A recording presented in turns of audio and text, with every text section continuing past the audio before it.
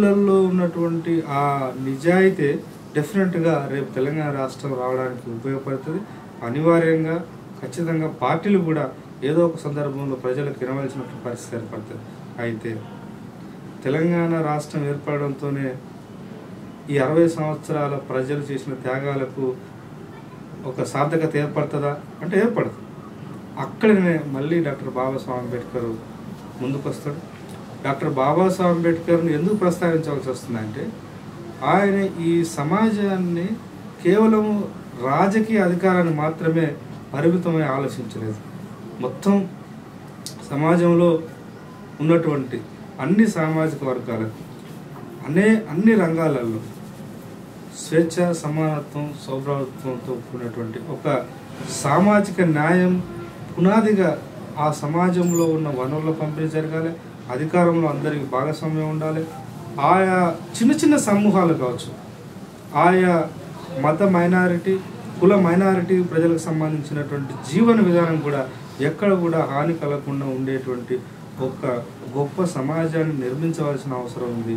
అది తెలంగాణలో కనుక దానికి బీజాలు పడుతున్నప్పుడు మాత్రమే, బీజాలు పడి అది ఒక పరిపూర్ణమైనటువంటి సమాజంగా రూపొందినప్పుడు మాత్రమే ఈ తెలంగాణ ఉద్యమంలో ఇంతమంది ప్రాణత్యాగాలకు లేదా ఉద్యమంలో నిస్వార్థంగా పాల్గొన్నటువంటి ప్రజల యొక్క త్యాగాలకు అర్థం ఉంటుంది. అటువైపు మాత్రమే అటువైపు ఆ ఉద్యమాన్ని తీసుకుపోవాల్సినటువంటి అవసరం ఉంది. ఆ రకంగా ప్రయత్నాలు చేయవలసిన అవసరం ఉద్యమ నాయకత్వం పైన ఉంది. అట్లాగే రాజకీయ పార్టీలను కూడా ఇక్కడ రాజకీయ పార్టీలు లేకుండా ఒక రాష్ట్రంలో ప్రజాస్వామిక వాతావరణం ఏర్పడుతుందనేటువంటి నమ్మకం కూడా నాకు లేదు. అంటే రాజకీయ ప్రక్రియ, ఉద్యమాలు రెండు సమాంతరంగా ప్రజల కేంద్రంగా నడిచినప్పుడు మాత్రమే తెలంగాణ రాష్ట్రం ఏర్పడాలని కోరుకున్న దానికి తెలంగాణ ప్రజలకు జరగవలసినటువంటి అన్ని న్యాయాలు లేదా వాళ్ళకి జరగవలసినటువంటి అభివృద్ధి విషయంలో కావచ్చు, అన్ని విషయాల్లో వాళ్ళు ఒక భాగస్వామ్యం అయ్యేటువంటి ఆస్కారం ఉంటుంది. అటువైపు ఉద్యమం, రాజకీయాలు రెండు ప్రయాణించినప్పుడు మాత్రమే ఇది నెరవేరే ఆస్కారం ఉంటుంది. అటువైపు ఆ ఉద్యమాలు, రాజకీయాలు సమాంతరంగా ఒక ప్యారలల్గా పోవాలి అంటే ఖచ్చితంగా యువత, విద్యార్థులు ముఖ్యంగా వాళ్ళు ఎప్పటికప్పుడు నిరంతరం ఉద్యమాలని, రాజకీయాలని ఒక నిష్పక్షపాతంగా దాన్ని అంచనా కట్టి, అంటే వ్యక్తుల పట్ల ఇష్టాలతో కాకుండా ఉద్యమాలు వాళ్ళ పని విధానం మాత్రమే అంచనా వేసి వాళ్ళకు సమయం, సందర్భాన్ని బట్టి సపోర్ట్ చేయడము, అవసరం అనుకుంటే ఒక మిత్ర వైరుధ్యంతో, ఒక క్రిటికల్ వే ఆఫ్తో దాన్ని క్రిటిక్ చేస్తూ దాన్ని ముందుకు తీసుకుపోవాల్సిన అవసరం ఉంది. అట్లా యువకులు, ప్రజలు వాళ్ళ పాత్ర పోషించినప్పుడు మాత్రమే తెలంగాణ ఒక ప్రజాస్వామిక సమాజంగా మారేటువంటి ఆస్కారం ఉంటుంది. అట్లా మారినప్పుడు మాత్రమే ఇవాళ మనం మాట్లాడుకున్నటువంటి ఉద్యమానికి, ఆ ఉద్యమంలో ఉన్నటువంటి ఆశలు నెరవేరే ఆస్కారం ఉంటుంది. అట్లా జరగవలసిన ఆస్కారం ఉంది. అట్లా జరుగుతుందని కూడా ఆశిస్తూ ఖచ్చితంగా తెలంగాణ రాష్ట్రం వస్తాననేటువంటి ఒక బలమైన నమ్మకంతోనే నేను ఉన్నా.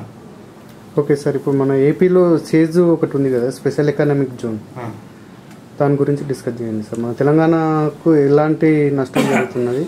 వాస్తవానికి ఈ అంటే ప్రత్యేక ఆర్థిక మండళ్ళు అనేటువంటి ఈ యొక్క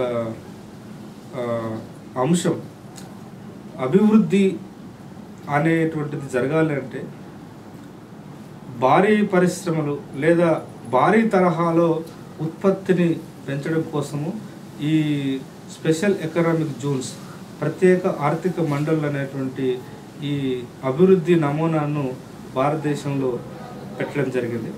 వాళ్ళు ఇవాళ ఒక విచిత్రమైన వాదన తీసుకొస్తున్నారు. భారతదేశంలో అత్యధికంగా ఆంధ్రప్రదేశ్కు స్పెషల్ ఎకనామిక్ జోన్స్ కేటాయించడం జరిగింది. దాంట్లో మళ్ళీ దాదాపు 80% వరకు కూడా రంగారెడ్డి, హైదరాబాదు, మహబూబ్నగర్, నల్గొండ, మెదక్ ఈ ప్రాంతం, అంటే హైదరాబాద్ చుట్టూ ఉన్నటువంటి 4-5 జిల్లాలను కలుపుకొని అక్కడ ఉన్నటువంటి మొత్తం ప్రజల యొక్క జీవన విధానాన్ని ధ్వంసం చేసే విధంగా ఉత్పత్తి పెంచడం. అంటే ఉదాహరణకు మహబూబ్నగర్ జిల్లా ఉంది, అట్లాగే మెదక్ ఉంది. మెదక్లో మంజీరా నది ఉంది. ఆ మంజీరా నది కింద వ్యవసాయానికి ఉపయోగపడేటువంటి ఒక ఉత్పత్తిని, వ్యవసాయాన్ని పెంచేటువంటి ఒక అభివృద్ధి నమూనాను రూపొందించి అక్కడ స్పెషల్ ఎకనామిక్ జోన్స్, అంటే ఆ ప్రాంతంలో ఏ పంటలు అయితే పండుతాయో ఆ ప్రాంతంలో ఉన్నటువంటి వాతావరణానికి అనుగుణంగా అక్కడ ఒక భారీ స్థాయిలో పెట్టుబడులు పెట్టే ఆస్కారం ఉండి అక్కడ చేస్తే బాగుంటుంది.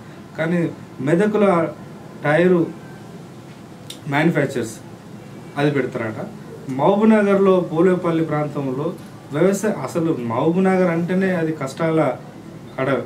అది కష్టాలకు నష్టాలకు ప్రజల యొక్క జీవన విధానం ధ్వంసమైపోయింది. అక్కడ మొత్తం ఏ గ్రామం తీసుకున్నా కూడా అక్కడ కేవలం పిల్లలు ముసలివాళ్ళు మాత్రమే ఉంటారు.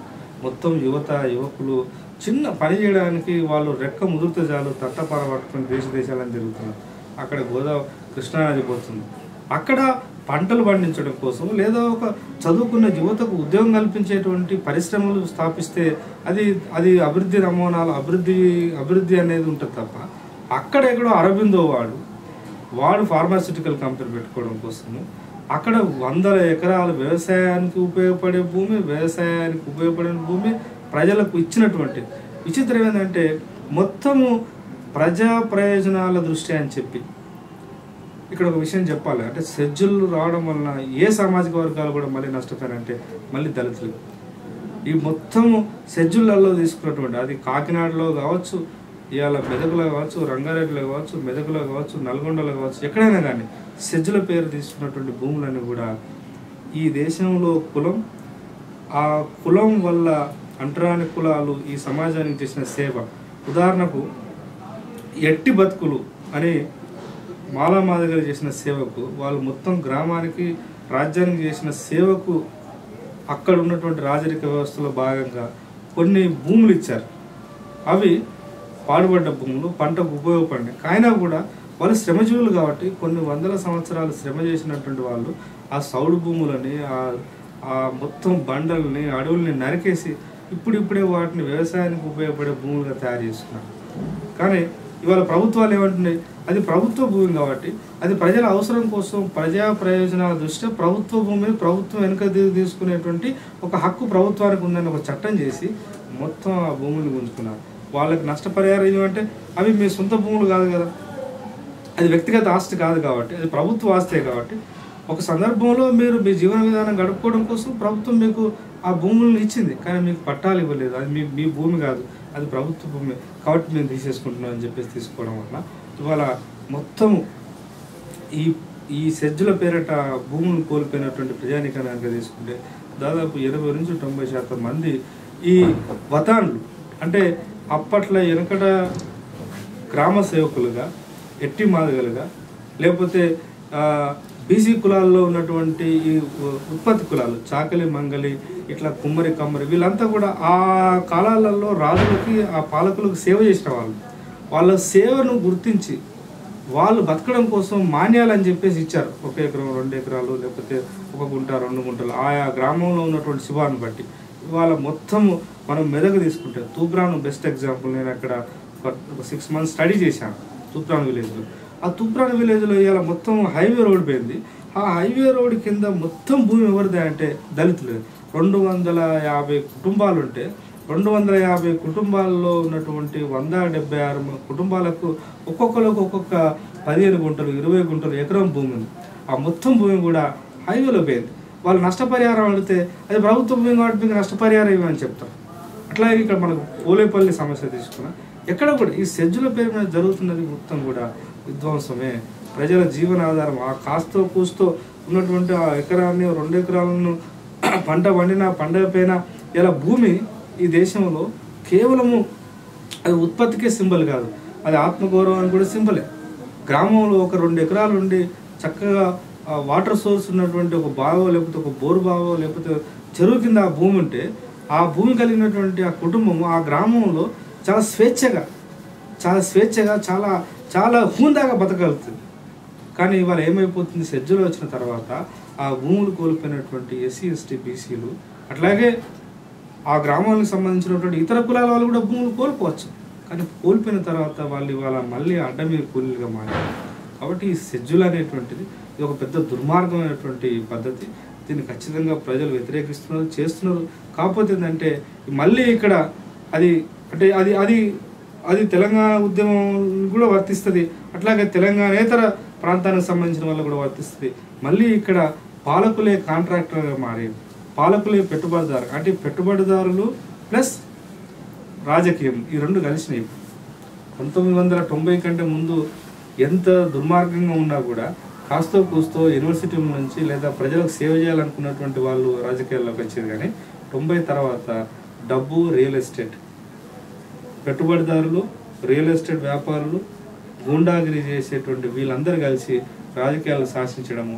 ఇవాళ సెజ్జుల కాంట్రాక్టర్లు తీసుకుంటే మొత్తం సెజ్జుల కాంట్రాక్టర్స్ ఎవరు? మల్టీనేషనల్ కంపెనీస్కి ఇక్కడ ఎర్రది వాసులు పరిచే వాళ్ళు ఎవరు? మళ్ళీ పాలకులు. కాబట్టి అది ఖచ్చితంగా ఇక్కడ పాలకులే మళ్ళీ దానికి కారణమవుతున్నారు. ఖచ్చితంగా పాలకులు మారవలసిన అవసరం ఉంది, పరిపాలన విధానాన్ని మార్చుకోవాల్సిన అవసరం ఉంది. ఈ తెలంగాణ సమస్య చూసుకున్నప్పుడు కూడా అత్యధికంగా నష్టపోయిన ప్రాంతము తెలంగాణలో ఉన్నటువంటి ఈ 5-6 జిల్లాలే ఎక్కువ నష్టపోవడం జరిగింది. ఈ 5-6 జిల్లాల్లో ఉన్నటువంటి బడు బలహీన వర్గాల ప్రజలే ఎక్కువ నష్టపోవడం జరిగింది. ఆ దృష్ట్యా తీసుకున్నా కూడా ఇవాళ తెలంగాణ ప్రాంతానికి లేదా తెలంగాణ ఉద్యమానికి నాయకత్వం వహిస్తున్నటువంటి రాజకీయ పార్టీలు దీనిపైన ఒక స్పష్టమైన నిర్ణయం తీసుకొని ఇక్కడ ఎందుకు పదే పదే పార్టీలను ప్రస్తావించవలసి వస్తుందంటే మళ్ళీ ఒక నిర్ణయం తీసుకునేటువంటి అవే కాబట్టి ఆ పార్టీల నాయకత్వం వహిస్తున్న వాళ్ళు కాబట్టి ఇలా తెలంగాణ కావాలి తెలంగాణ రాష్ట్రం రావాలి అని చెప్పేసి మనము ఒకవైపు ఉద్యమాలు రకరకాల పద్ధతుల్లో రోజువారీగా పనిచేస్తుంటే తెలంగాణ రాష్ట్రం చట్టబద్ధంగా ఏర్పడే లోపే తెలంగాణలో ఉన్నటువంటి మొత్తం వనరులు దోపిడీ గురైతే తెలంగాణ వచ్చిన తర్వాత ఏముంటుంది? ఇక్కడ దుబ్బ మిగులుతుంది తప్ప ఏం ఉండదు.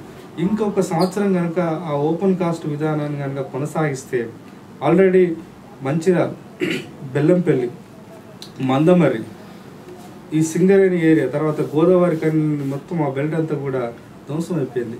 మళ్ళీ భూపాలపల్లి వినబడరు, అట్లాగే ఖమ్మం, ఇల్లందు, కొత్తగూడెం ఈ ప్రాంతంలో కనుక ఇంకొక సంవత్సరం కనుక ఆ ఓపెన్ కాస్ట్ మైనింగ్ని కనుక దాన్ని పర్మిషన్ ఇచ్చి అట్లే కొనసాగితే రాబోయేటువంటి అది మనం బహుశా ఇంకొక 10-20 సంవత్సరాల్లోనే అది ధ్వంసం అయిపోతుంది.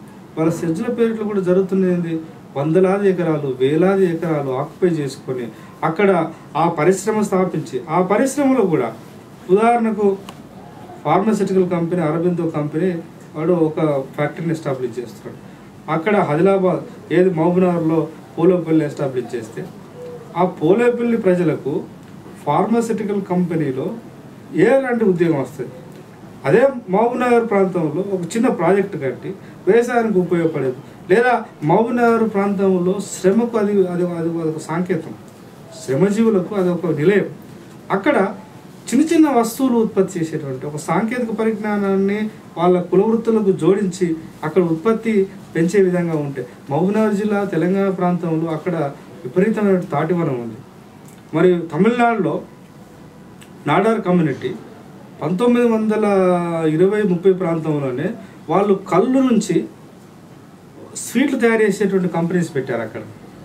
ఇక్కడ మొత్తం ఆ మహబూబ్నగర్ జిల్లాలో ఉన్నటువంటి కళ్ళును అది ప్రకృతి ఇచ్చినటువంటి ఒక వరం, దాన్ని కేవలము మందుకలుగా మార్చేసి అక్కడ ఉన్నటువంటి పాలకులు భరత సింహారెడ్డి ఆ మొత్తం ఆ ఒక్క కుటుంబమే రెడ్లు మొత్తం ఆ కళ్ళును విషపు కళ్ళుగా మార్చి మళ్ళీ పేద ప్రజలకు కష్టాలు చేసుకుని కాస్త ఆడుకున్నటువంటి ఆ చెడ్డ అలవాట్లో భాగంగా మందు కళ్ళు దాగి చచ్చిపోతున్నారు. అదే సెజ్ కనుక ఆ అరబిందో కంపెనీకి బదులుగా అక్కడ ఉత్పత్తి అయ్యేటువంటి కళ్ళను మొత్తము స్వీట్లు తయారు చేసే విధంగా అక్కడ నుంచి కళ్ళు నుంచి మళ్ళీ ఔషధాలు కూడా తయారు చేయవచ్చు.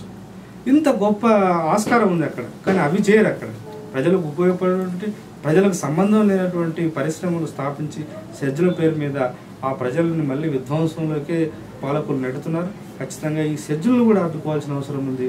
ఇక్కడ ప్రజా సంఘాలు లేదా ఇంకా ఎవరెవరు ఏం చేసినా కూడా